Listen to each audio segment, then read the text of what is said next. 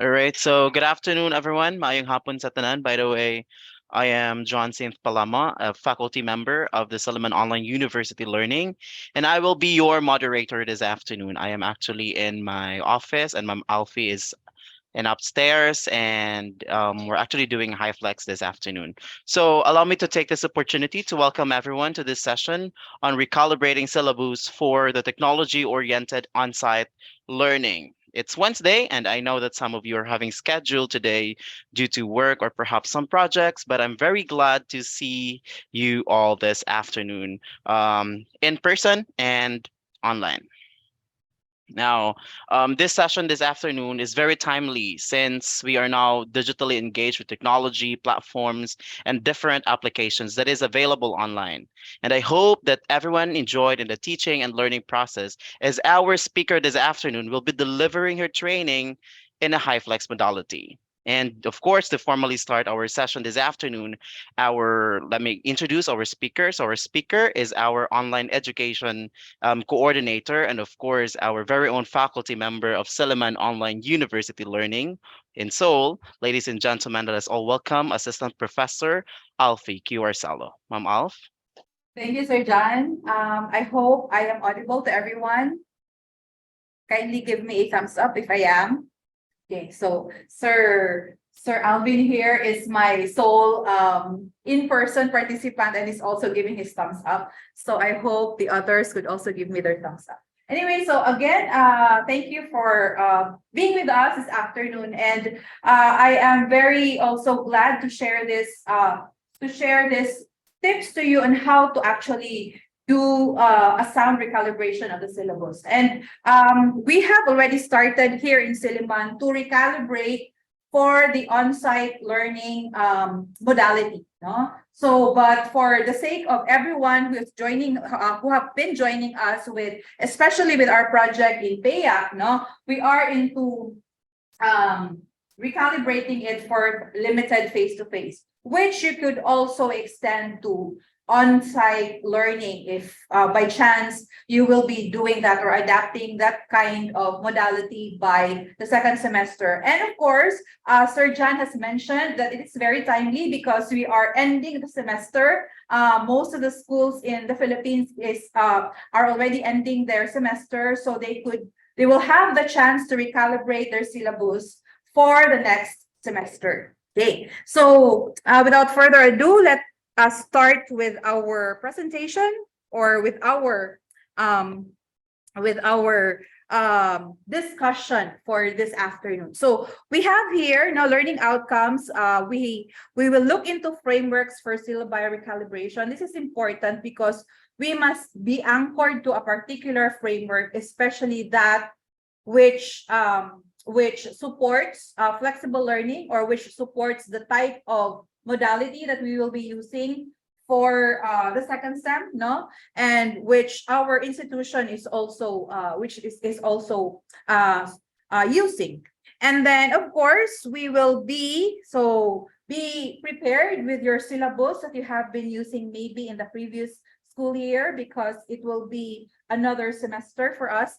And then at least we will be able to go through or start with a recalibration this afternoon. And of course, the last will be, we will be able, no, we will be able to really incorporate, because what we will be doing this afternoon is more of trying to change first the lessons in the learning plan, and then it will be incorporated, no? It will be incorporated in our syllabus. Okay, so here we have the presentation. I will just give you a background of the different frameworks that we can actually use in recalibrating our syllabus. And of course, we will go straight away after presenting to you the frameworks on how we can start with the recalibration. So in here, we have here 6 of the frameworks that some of them I have actually used also, be it institutional, some of them departmental, because I'm also a faculty at the College of Education. So I have also used some of this framework. And this is actually a mixture or a combination of frameworks that used to be used in the traditional setting up of the syllabus, yet because of its flexibility, it can also be used with technology. No? So we have here six, and the first one is the four E's. Okay. Sige. So the four E's, no, the four E stands for enable, engage, elevate, and extend. Okay. So these are the things that are actually very familiar to us when it comes to verbs in learning, no? Enable. So it should be something that enables our students to do their learning activities. And then engage. We always hear, especially when we attend seminars or workshops when it comes to learning, teaching learning, no? It's the student engagement. So it's actually part of the 4E. Student engagement here means is there really meaningful interaction, not just between you, the teacher, and the students. It could also mean engagement, learner to learner engagement, no, peer engagement. Another one would be are that your content and your learner. So is your content interactive enough for them to be engaged with it?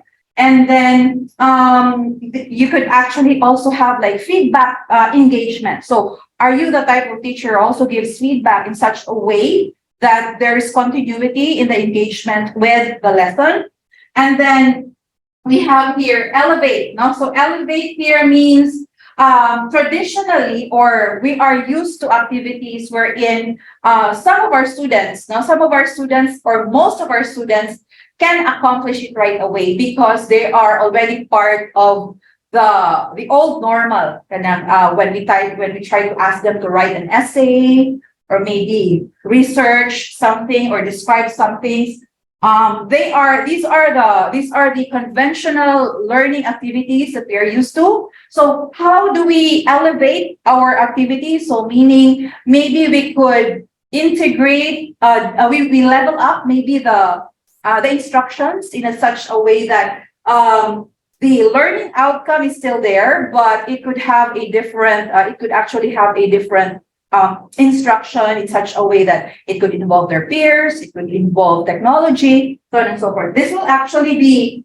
I will go into this one in another framework because it's really emphasized in there. And the last E is extend. So this actually, when we say extend, this actually goes to show how flexible your activity is because it's in there, the time, the place, and ways. Meaning, can they do it anytime, anywhere, online, with their peers? How about their environment, a learning environment? So in here, no, the more that they could do it anytime, anywhere, no, the more extended your learning activity. Meaning it doesn't have to be always at the four walls of the classroom or just online, where they could just do the activity. But if they could do the activity elsewhere, maybe offline as well, then the better. Okay. Then we go to the second framework, which is RAT. So RAT here is not the RAT that we are used to, but it actually stands for replace, amplify, and then transform. So I know most all of us have actually been maybe familiar with SAMR, Tatosha, if we have taken up principles and theories of technology for teaching and learning. So we have substitution, augmentation, modification, and redefinition. So this is actually like a shortcut of SAMR. So what do we expect in replace? So in replace, technology just sustains what it's still used just to replace or to substitute what we traditionally do. For example, most of us teachers do the lectures in the classroom. So to replace the lecture, we actually make use of platforms such as Zoom or maybe Google Meet, or we could actually also make use of pre-recorded lectures. No? So we at Siliman, we have done that for like 2 years. Now we have already our pre-recorded lectures, which no, don't fret, we can still use that one even if we go back to on-site learning. Okay, so that's it. Another example of maybe replace is we usually have like yeah, an essay type of activity. No, so instead of writing it in the paper, they could actually just type it in a microword processor, and then submit it to us online. So there. So it really just substitutes what we are used to when it comes to giving their activities. And then we have here the second one, which is amplify. So amplify here is it's just also like augmenting the teaching learning experience with technology. So as I have mentioned earlier, it was part of the 4 E's. No, so this is actually it amplifies, because in here we already know that they could accomplish it right away doing the traditional way of giving them activities. In here, we just try to augment or level up this one. For example, essay writing or maybe doing reflections, giving reflective activities to our students. In here, no, we still hit the desired learning outcome of the essay activity or the reflective activity, but we give it to them or present it to them in a different way, such as, no, so reflection now could not just be just writing. They could actually also have reflection with their peers. You could have an open forum, or by the way, open forum virtually or open forum in the classroom. So it could actually be that. And then you could also have like a different one in a transformation level. Transformation level here is it's a totally different output. No, it's a totally different activity, yet it still hits the basic learning outcome. Like for example, in transformation, here the technology is used to create the output of the activity in a different way, yet it still answers the learning outcome. Like for example, if it's a reflective activity, you could actually let them make a video that is reflective in nature. So a video or a blog or a vlog, no? So it's an online journal, no? So it really transforms. It's not the usual reflection activity that we're used. So this is how it works, no? So we don't have to always, maybe we have the impression that, do I always have to place the rat whenever I do the activity? It's not always like that. It's just really telling us that we could actually, whenever we do, we level up our active learning activities, we are already trying to anchor it in such a framework. Okay, so in here, I hope actually this is actually a very interesting framework. No? So even if you have your institutional learning framework, you could always incorporate this or integrate this one. Then we have our next one. No, so the next one is very. If you look at it, it's quite traditional. If you look at it, no, the 3 dimensions of engagement. So again, we are focusing more on the engagement side of the learners here. And in here we have behavioral. No, so it's not really, these are things that for me, I considered it quite difficult to actually gauge, especially with our learners if we're not really kind of meeting them face to face or no.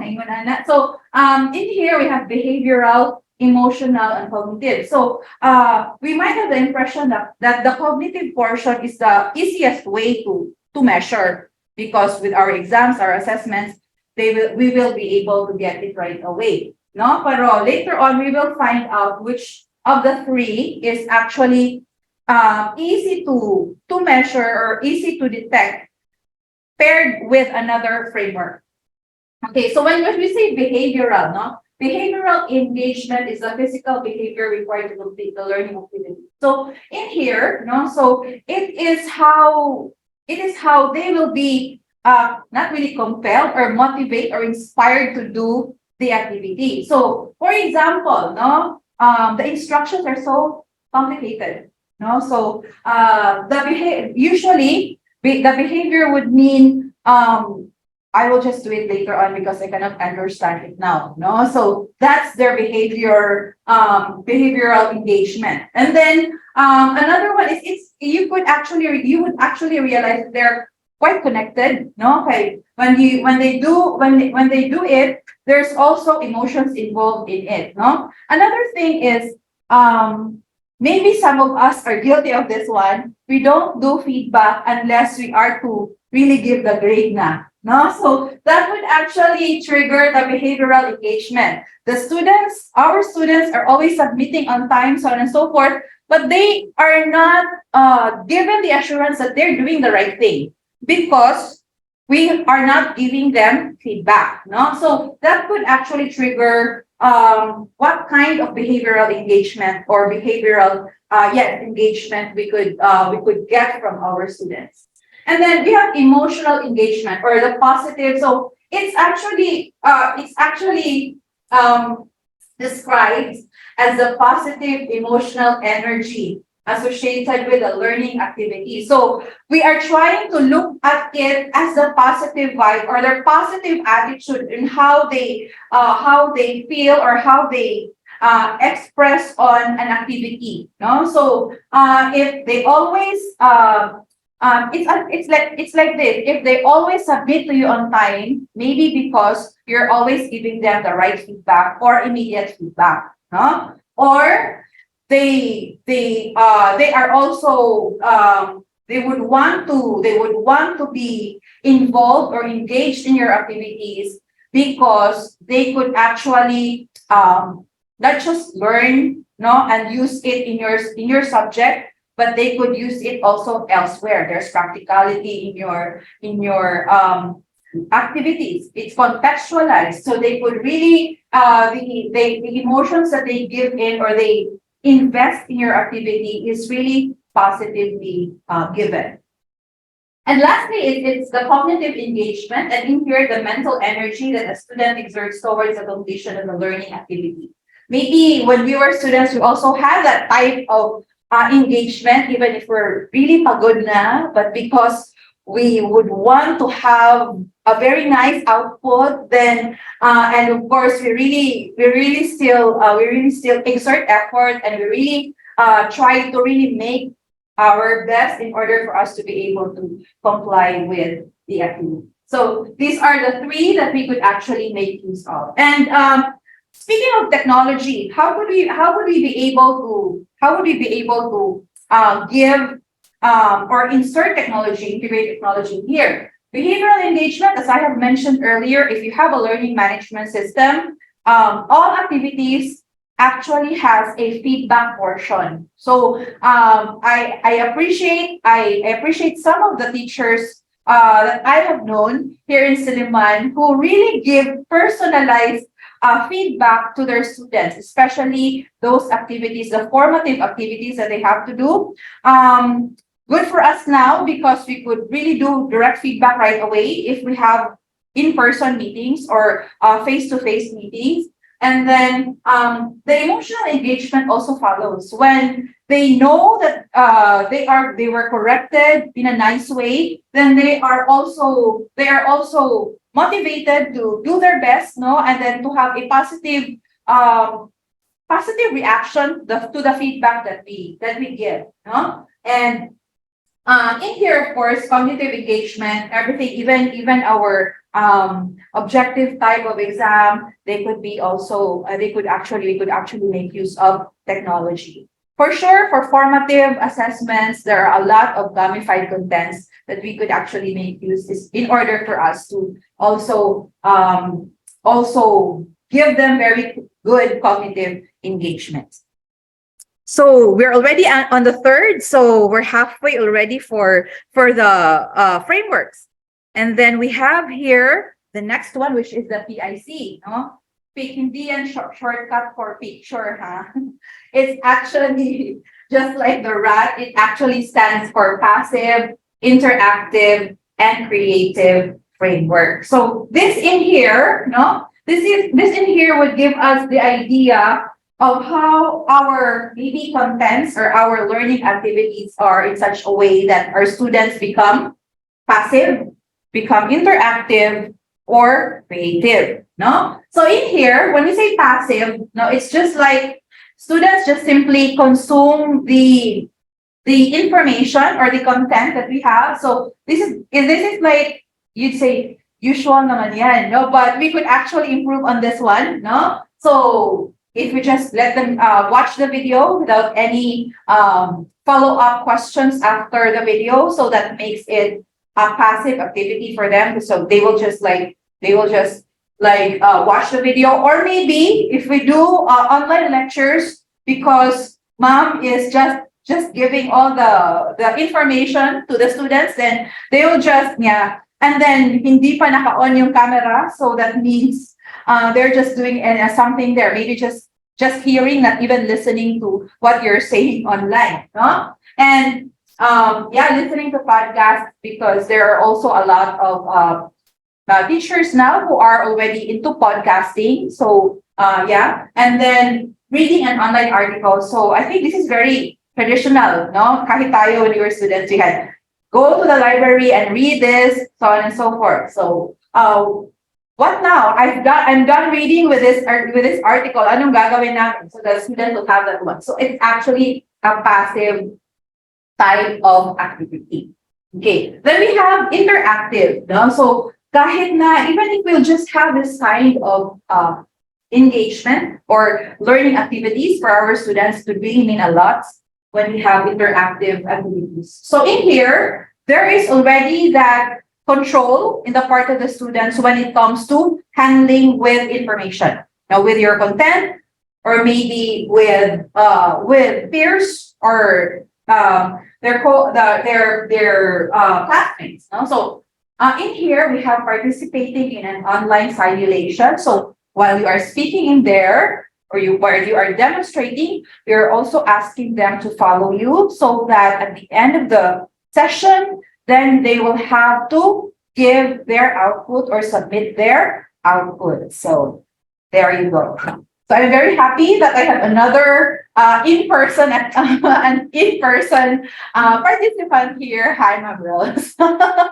Okay, so okay, going back to interactive. And interactive would also mean like, just if you have the video, no, if you have the video, if you could actually go back to activities, especially those who are PAYA participants on H5P, there is a portion there in H5P wherein you can incorporate the video, and within the video, you can embed your questions.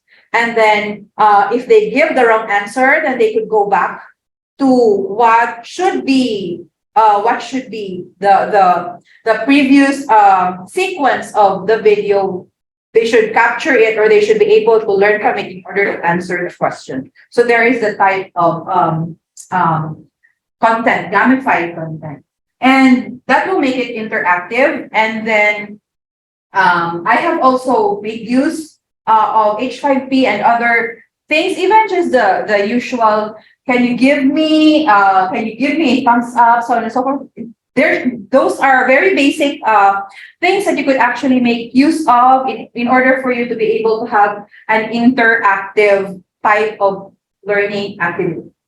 And of course, if you are already into gamification, then you could always have it as your maybe an activity, a preliminary activity, or a formative activity.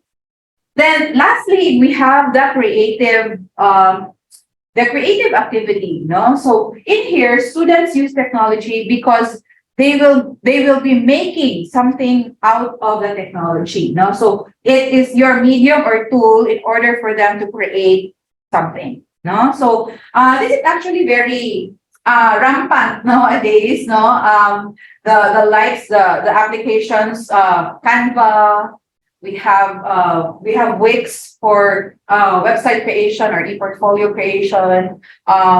We have a lot going on when it comes to productivity tools and educational tools online, because most of them are for free, and then students are really well versed when it comes to the usage of them. So it actually facilitates in the creation of their output. So whatever your output is in your class, no, these activities would really help them out in the creation of such. Okay, so in here, okay, so this is something that is quite, maybe you have already been familiar with this one, but this I have used for with the College of Education. So as I have mentioned earlier, I am also teaching at the College of Education. My colleagues here are also from the College of Education, by the way. We call it the wider framework. For now, we have been using this with another. So this is actually also a promotion for everyone online who are online with us. If your school is actually at school accredited or at school part of App School, you could actually join us next week on the 14th, 15th, and 16th. It's actually with CPD units, no? We are using this framework in delivering our modules, and these modules are actually placed in a learning management system that's portable. We call it PLNS. So you might want to join us.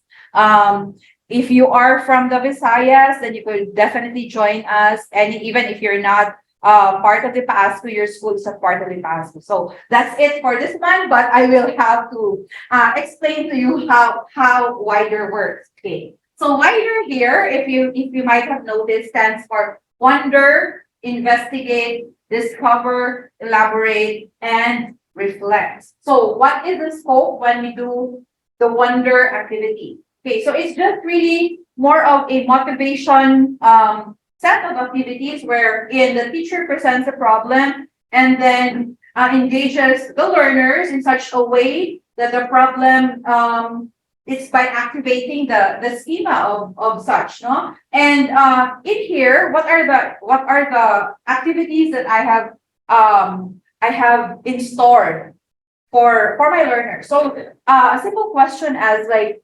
imagine trading without money. So what is your reaction in trading without money? It's just really like a simple question, but it could actually give them, it would really give them a lot to think about and to answer, no?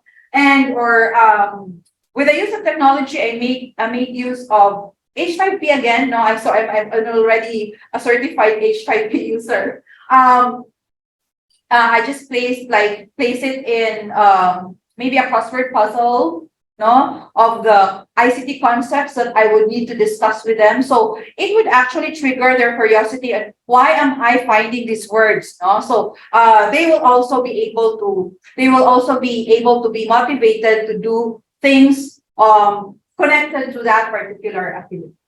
So that's how wonder works in the framework. And then we have investigate. So more or less, it's more of the research portion. So they have to go online if they can.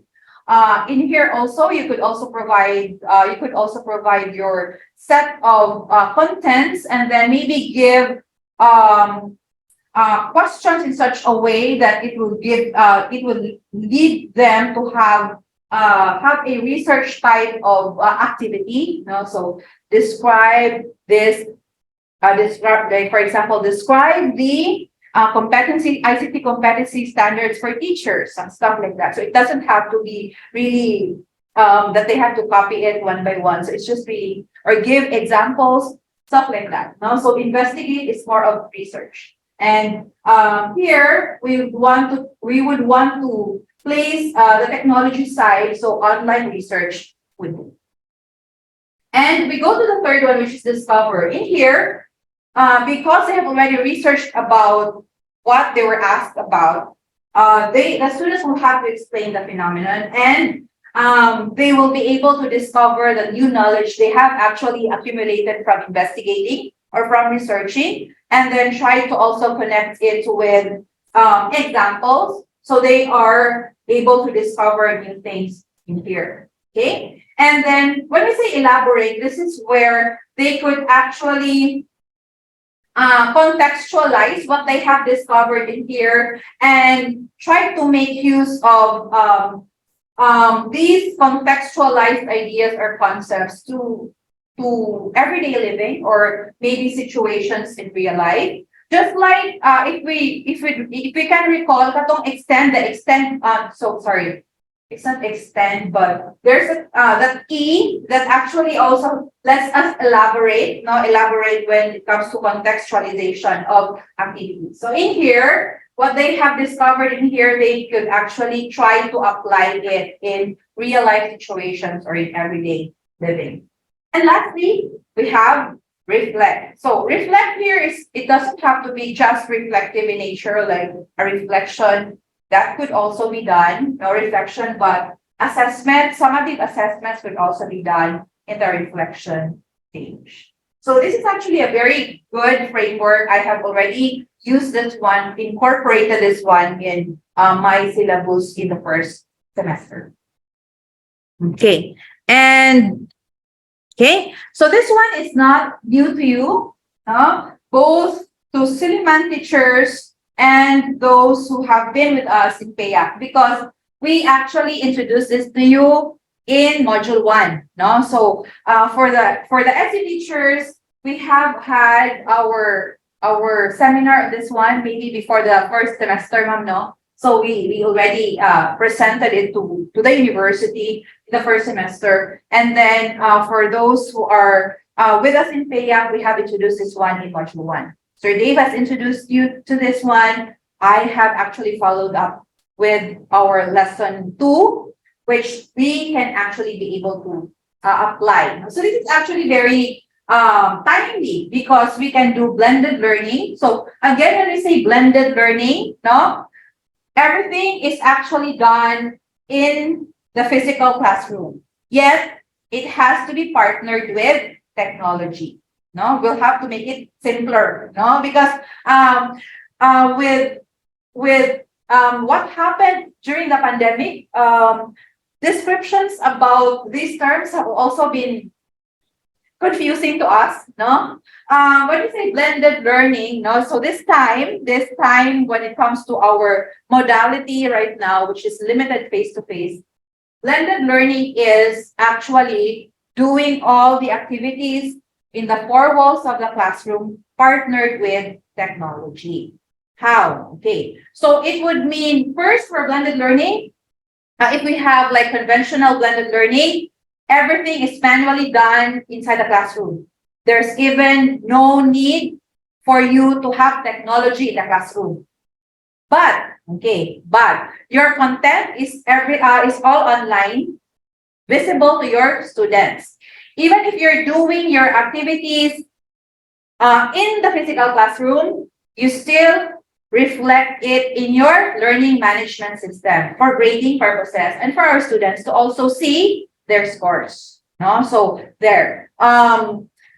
That's why I've been telling you, even if we do blended learning, no, and we have been practicing going back to lectures in the classroom, we could actually still make use of them because we have made use of those pre-recorded lectures and demonstrations for 2 years. Let's not waste them. They're still valuable content. We will just place them in our learning management system for our students. So you could also do the have like enriched or advanced blended learning wherein some of the activities could be done online. So later on, that will be useful to us because we will be trying to segregate activities for our syllabus. Second is hybrid learning. So when we say hybrid learning, so there's the component of learning online as well as learning. So there is like it's up to you to actually, it's up to also to your institution on how far they would allow you, maybe 50-50, 50% of the times you have to meet your class in person, and 50% of the times they have to do their learning activities online. So that's hybrid. So part of the learning activities are done in person. A portion also is done online. So that's practically hybrid learning. And then we have high flex learning. So our setup today is high flex, meaning we're doing it at the same time, but at different learning environments. We have here participants online, and then we have our in-person participants. So it's at the same time, yet in different learning environments. No? So if your school allows it, or if your technology allows it, why not? Okay, so there you go. So I hope we would be able to. I will be, by the way, my demonstration later on, especially for in doing recalibration, is more of following this framework, because this is also what we have been doing for module one, and of course for our university. But if you have your own platform, sorry, if you have your own framework, institutional framework, then you could always just choose any of this to be incorporated in your own. Okay, so we're done actually with the six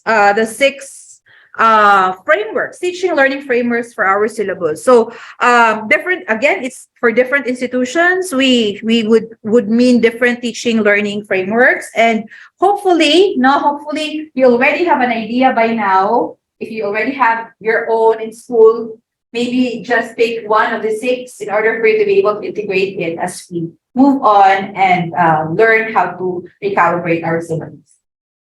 Okay, again.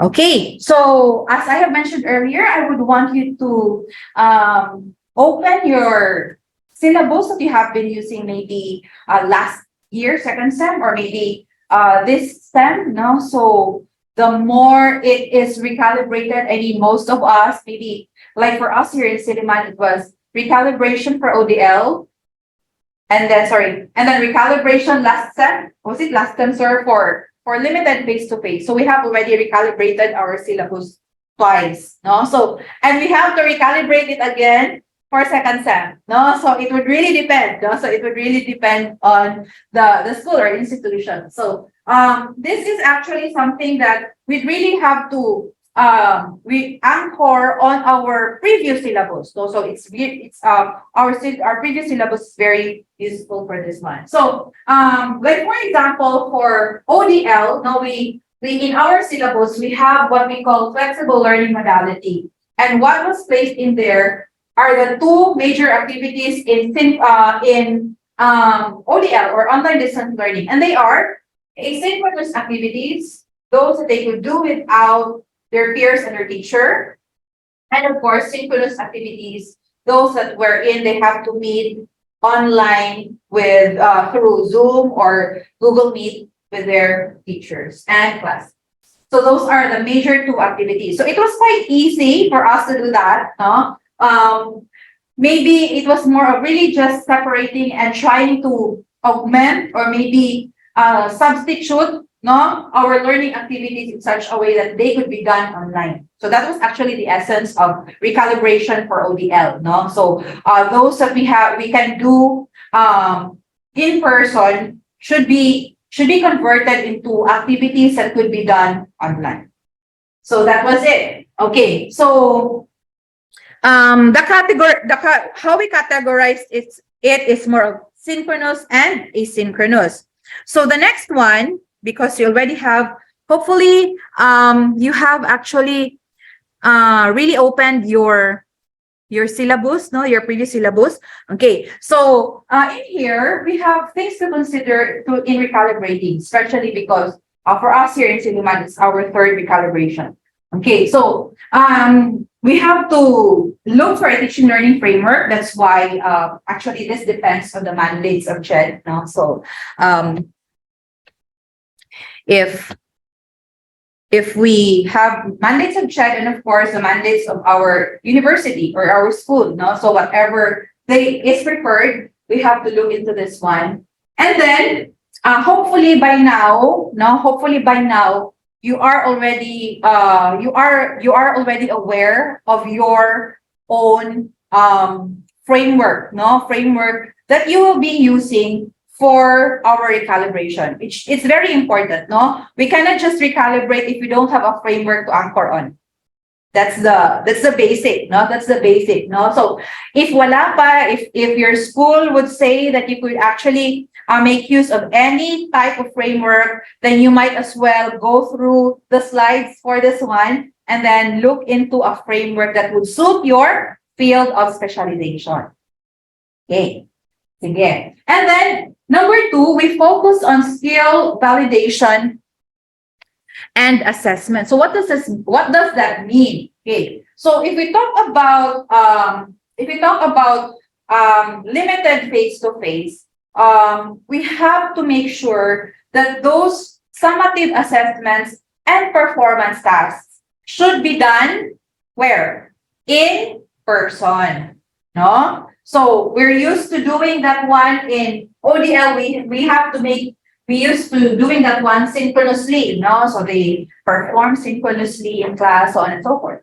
This time, because we meet with our students in person, our skills validation and our assessment should be done in person. That's why, no, that's why presentations, even demonstrations, because I am here with our ND faculty, so it should be done in person, no? And I can also attest to proctored online exam with Sir Alvin here, because I cannot forget, sir, we had to swap classrooms just so he could have like the proctored exam. No? So we have a computer laboratory, and then we actually also negotiate with the teacher so that the other teachers from different departments could also make use of that one in their online proctored exam. So we have been actually doing that even pre-pandemic.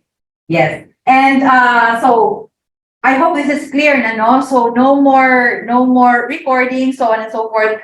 We are also trying to, let's just aminin na natin. We have to make up for lost time, no? When it comes to this one performance based assessment, we have to do it in person. Okay, and then the third one.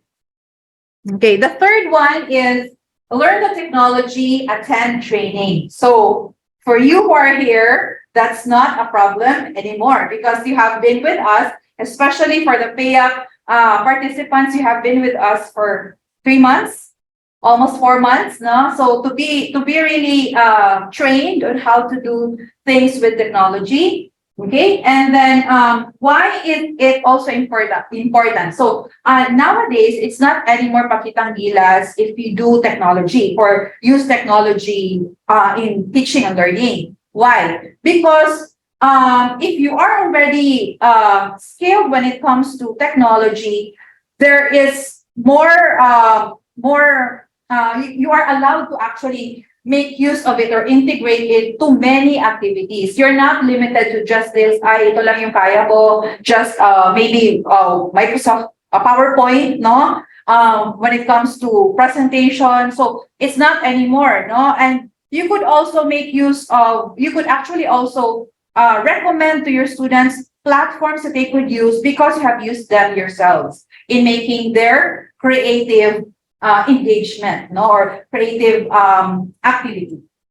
So there. And lastly, no, so I have actually also placed it in quotation marks because it's really from CHED, from the CHED mandate, that we should still be prepared online because it's like a backup plan for us, no? Even if we say wala ng COVID, stuff like that, but yes, knock on wood also, if times would really be, unfortunately, would be hit by COVID, or maybe one of our students will be hit by COVID, we still have to go back online, no? So for us here in Silliman, it's online, but it's a synchronous activity, no? So that's why it's important to prepare your learning management system still. All the activities should still be there. All the content should still be there because at times like this, we need for them to do it on their own. So it's self-directed learning with technology. So there. Okay, so the ones that will follow are the things that hopefully you have done also in module one in lesson two, which I was actually fortunate enough to also share with you. So okay, so you already have your syllabus in there. So the first step that we have to do when it comes to recalibrating the syllabus is segregating the activities. Okay, so we segregate the activity, no? So, for example, in a lesson, you have like three activities. Okay, so you segregate it. Which activities should be done online? So, ano yung pwede mong ipagawa nila, maybe submit online? Or which ones are done in person? So, again, going back to our number two consideration that we have to prioritize our summative assessments and of course our skills validation. Those types of activities should be done in person. Okay. Sige. So let me just give you like maybe 2 minutes to do the segregation. No? So do the segregation for 2 minutes. Just for a lesson lang, no? Or maybe a subtopic in there.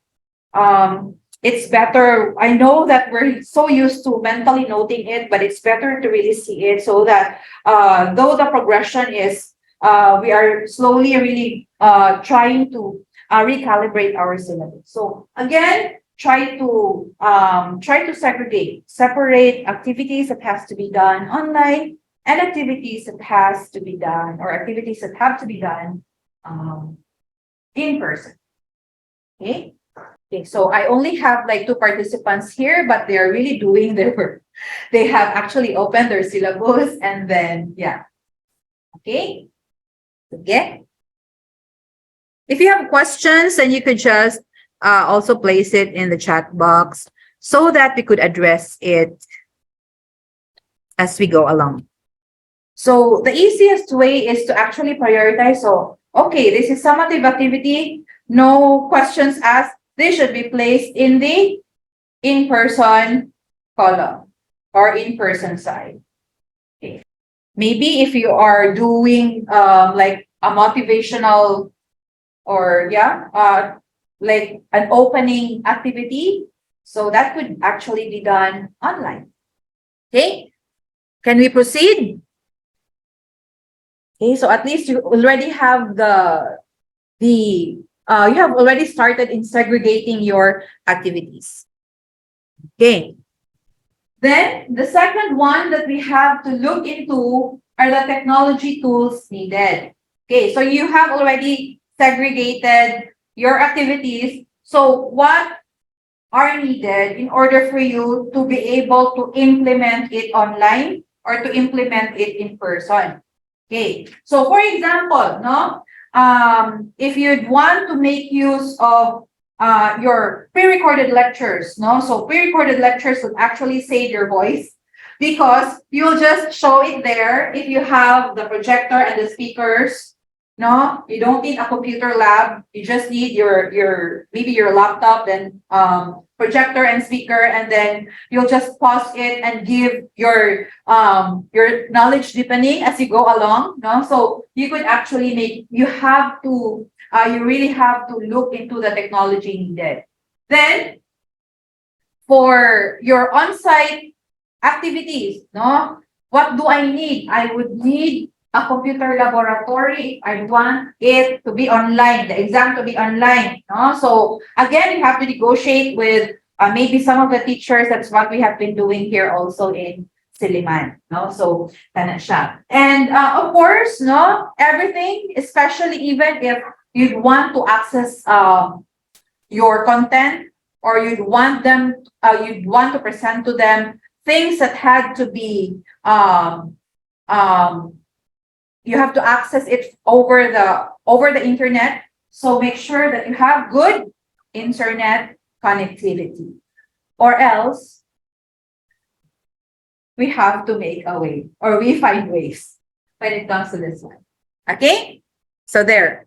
So we have already done two of those steps. We have segregated, and we have also um, placed the technology needed. And of course, later on, make sure that these technologies work in the implementation of our activities. And then we have our teaching strategy set up. Okay, so teaching strategy. So we actually remember these are the principal teaching strategies, especially in technology assisted flexible learning for limited face-to-face. So we have blended learning, hybrid learning, hybrid learning. If we go back to module one, each principal teaching strategy, we call it teaching strategy, so that we really integrate it, not just make use of it as a modality. No? So when we say blended learning, we have conventional, we have enriched and advanced, and then in hybrid, we have online with synchronous, rotational, and we have another one there. So we have three. So looking at your segregation and the technology that is needed when it comes to implementing these teaching learning activities, which variant comes closest? Like for this one, no, I have this, I would want this, I would want to have like pre-recorded lecture. At the same time, I would want to have formative activities, the station rotation activity in person. And then in here also, I would want to have my pre-recorded lectures, and even at times I would want to have it 50-50. I could do my knowledge deepening in person, and then knowledge deepening also online. And then I might even my formative activity, my presentation. This is like my summative activities. Okay, so it's actually done face to face. So which teaching variant which teaching variant would it actually fall into closest that would fall into that? So for me, it would be hybrid learning variant 2 with synchronous online. So there. Okay. In here, this would actually be also, especially if you're not using this framework, no, especially in your school, whatever framework in here, you could actually choose your teaching learning strategy that is in congruence with your university's framework. Okay, so here I have also made a new example. No? So this is not something that's actually made for technology enhanced flexible learning, but this is actually for PIC, the one that we have discussed earlier. So in here, what I did is we have already segregated, okay, and then I have already considered my technology. I have placed in here those types of teaching strategy or teaching learning strategy. So in here, my pre-recorded lectures would actually be passive and interactive at the same time. There are videos that might be there just there, but I make it a point that I have like follow-up questions in order for it to become interactive. And then teaching resources also, it doesn't have to be always PDF or PowerPoint. No, you could always explore other things to make it interactive. And then in here, no, so face to face. So what do we need? So formative face to face interactive siya because they will be in stations, and then they will have to click into whatever it is in order for them to access information. Formative activity, it's collaborative work. Even if they do it in person, no, so there should be like one person or two that has like the copy of the full instructions, so on and so forth, where to submit the activity, so on and so forth. So that's also doable in a computer lab. And then presentation, of course, presentation is not just limited to PowerPoint, but they could do the presentation whichever they like or however they can do it with technology. And of course, proctored online exams. So if you look at it, the more that there's interactive and creative types of learning experiences for our students, the better. No? So if you look at it, only two are actually passive, And then we also try to make it interactive as well.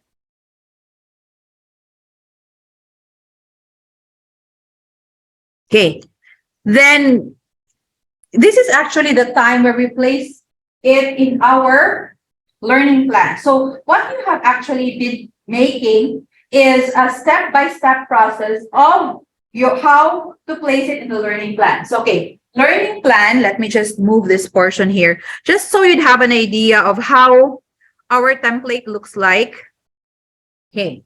So the first column is just like the time frame, now the time frame, and we have here the learning outcomes for the second column. And then our performance assessment output. So what do they have to do in order for these learning outcomes to be accomplished? And of course, these performance outputs are actually our basis for our learning activities. All of these learning activities. So in here, we have limited face-to-face modality. This time, what we have segregated earlier, what we have segregated when it comes to learning activities, we have to place it here. So it used to be just one column in ODL, diba? Only synchronous and asynchronous, and that's it. In here, we have to be very specific because there are totally different activities for both learning environments. So we have here online component, face-to-face component. So you'll have to place everything there. And of course, our required readings or our references at the end. If you need to place your is that college IGO, sir? So you could actually just insert your column maybe at the last or maybe second to the last. It depends on your agreement within the college. So we don't just what we have done is actually just for a topic, no? So it's just for a topic, but in order for it to be really displayed in our syllabus or placed in our syllabus, we have to apply what we have done for one topic to all of the topics in our syllabus. Okay, so this is actually more of a detailed one, so it's not really a problem when we try to implement it later on. Okay, so there. So it's more of we apply it or we place it as a lesson, and then we apply what we have done with the first lesson to all of the lessons in our syllabus. Okay, so we're actually done, no? So we're actually done. But if you have questions, any questions before we actually end our recalibration of the syllabus? Questions? Wala nang question? You have a question, sir? Yes, ma'am. Yes. The template can be used for, because in most of our professional courses, ma'am, have a lecture component and a laboratory component. And we want to para we can parallel the activities so that it makes sense. Yes. Lecture and then laboratory. Okay, so yes, I understand that you have like a class for laboratory and a class for lecture. Yes, you can still incorporate it in such a way, or you could also indicate, like for example, in person, you'd want to have like in person activities for the laboratory, then you could just indicate it there. So there's no need to separate two like two syllabus. Oh, two. ano siya, ma'am? We have like one Yeah. column for lecture and then another column for lecture. Yes, you could actually also do that, no? So so that you won't, it's just like one syllabus. Yeah. Yes, you could actually have that kind of segregation. So this is another one. What we just had was more of on-site and online. Here, sir would want to have it lecture and laboratory. So you could actually have that kind of columns here. Yes, you could actually have, you can integrate it in the limited face-to-face modality. Yes, sir, that's actually a very good one. No, so you could actually do that. So for those who would want to have like, you have like a lecture class and a laboratory class, same na siya, no? You could actually make use of lecture and laboratory and then just place your technology in how you would want. Okay? Sige, thank you for that one. We have actually questions from the chat. No questions daw, bitaw. Oh, so it's actually Sir John asking if there are questions about the framework. Is it possible to apply more than two? Yes, po. You could actually, yes, you could actually. It's not something that you have to just choose one. Like for me, and it's not something na kailangan talagang reflected, so much reflected into the syllabus. But you would see that if like for me, I'm making use of the wider framework. Yet I could also see that some of my my topics, it's applicable to actually make use of PIC or maybe RAT. No, so it's really up to you. Maybe you would want to make use of PIC for Unit 1 and then another type of framework for Unit 2. Or especially if you are given the freedom to choose your own framework, then the better, no? Because you could really integrate many, no, many within one particular syllabus.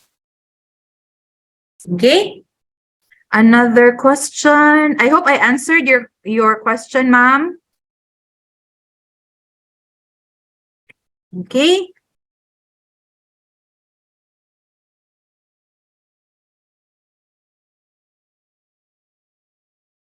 Sige. If there are no more questions, you could just place it. I think we have in our, especially in our pay up module PCs. If you have it in there, you could always place the questions in the open forum, I think. And is there one more question? There's one more question.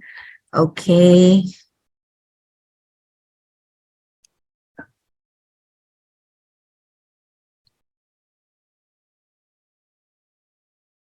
Okay, so can we have, yes, I can give you the copy of the PowerPoint. We could actually, you could actually email edtech@su.edu.ph so that Miss Grace could give you the slides. edtech@su.edu.ph. There, Sir John has already given the email.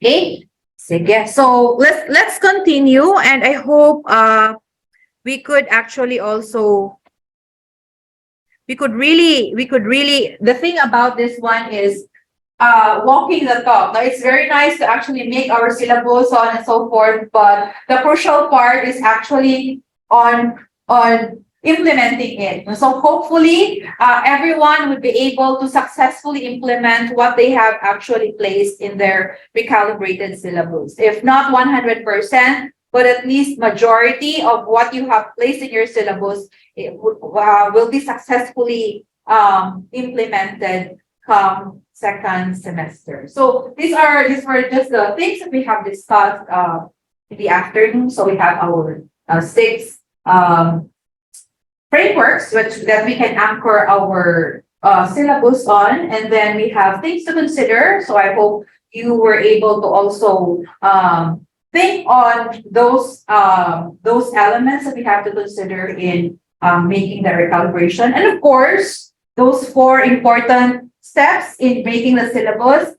We have to segregate our learning activities. Number 2 is we need to consider technologies needed in implementing them. The third is we have to pair it to a particular teaching strategy or say framework that fits that particular lesson or unit. And of course, the last is we have to place it, or we have to present it in our own learning plan that would actually also comprise the whole of our syllabus.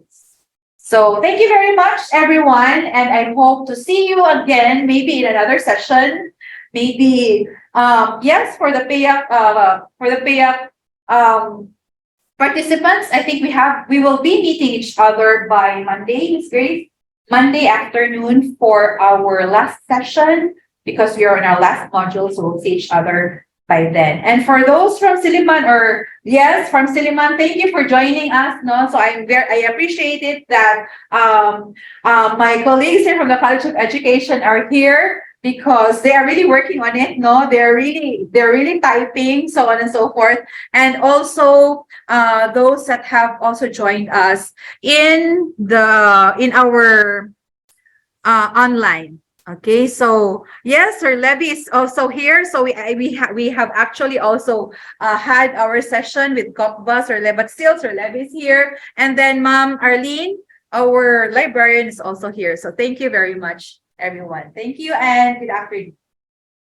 All right, thank you so much, Assistant Professor Alfie Salo, for that comprehensive and at the same time instructional discussion this afternoon.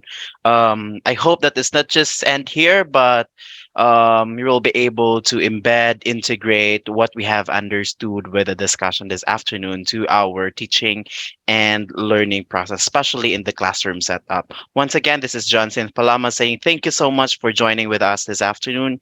Take care and see you around. Teachers, if you're still there, we need or we would like to have a photo opportunity with you. So kindly turn on your webcams if you can. Thank you very much. Sir Alvin and Ma'am Rose, we can just be here for our photo shoot. Can Sir Steve do it for us, Sir Steve? What's up? Okay. Sige, so let's stay here. Picture na sa Steve. Yeah, keep on. Okay, ready? 1, 2, 3, smile. Again. 1, 2, 3, smile. Okay, thank you, everyone. Thank you, everyone. Good afternoon once again.